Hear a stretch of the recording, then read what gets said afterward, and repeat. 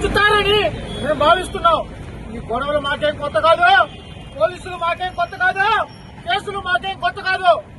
అలనాడు ఓదార్పు యాత్రలో ఇన్ఛార్జ్ గా వివరించినటువంటి కీర్తి చేసిన ఏతవానందరావు గారు ఓదార్పు యాత్రను విజయవంతం చేసినందుకు 70 లక్షలు బిల్డింగ్ పడేస్తూనే ఎందుకు పక్కన పడేసాం.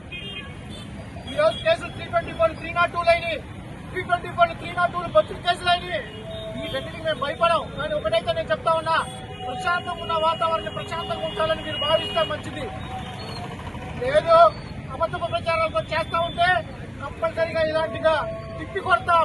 రాజ్యాంగం కల్పించినటువంటి హక్కు ఏదైతే ఉందో ఆ హక్కుని కాలరాజే ప్రతి ఒక్కరికి కూడా మీరు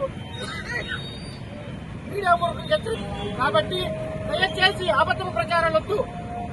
మీరు మీ అధికారులే చెప్తా ఉంటారు ఇది ఎటువంటి కల్తీనే కలవలేదని, మీ ప్రభుత్వమే చెప్తా ఉంటది. మరి సీఎం హోదాలో ఉండి మీరు వచ్చి ప్రెస్ మీట్ ఏమని పెడతారంటే కల్తీనే కాదయ్యా కెమికల్స్ అయ్యా.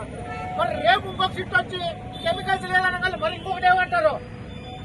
ఇలాంటి ప్రచారాలు ఆపి మీరు ఇచ్చిన హామీలు సూపర్ 6 తొమ్మిదిలోకి దక్కారు, సూపర్ 7 తొమ్మిదిలోకి దక్కారు. ఒక పెన్షన్ తప్పితే ఏమైనా ఉందా? 2677 కోట్లు ఆరోగ్యశ్రీ మీద బకాయిలు ఉన్నాయి. ఈ రోజు ఆరోగ్యశ్రీ మీరు ఇచ్చారా? ఇవ్వలేదు. ఈ రోజు చీరాల నియోజకవర్గంలో కొండయ్య గారు ఎమ్మెల్యే గారిని వచ్చిన కారణం ఈ రోజు వరకు ఇన్ని దారుణాలు జరిగింది. పోలీస్ స్టేషన్ కి దాదాపు 1 కిలోమీటర్ ముందు ఒక మర్డర్ జరిగింది.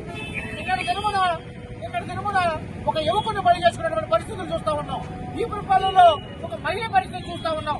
ఇలాంటి వాటి మీద పెట్టండి అయ్యా చర్చ, ఇలాంటి వాటి మీద పెట్టండి అయ్యా చర్చ.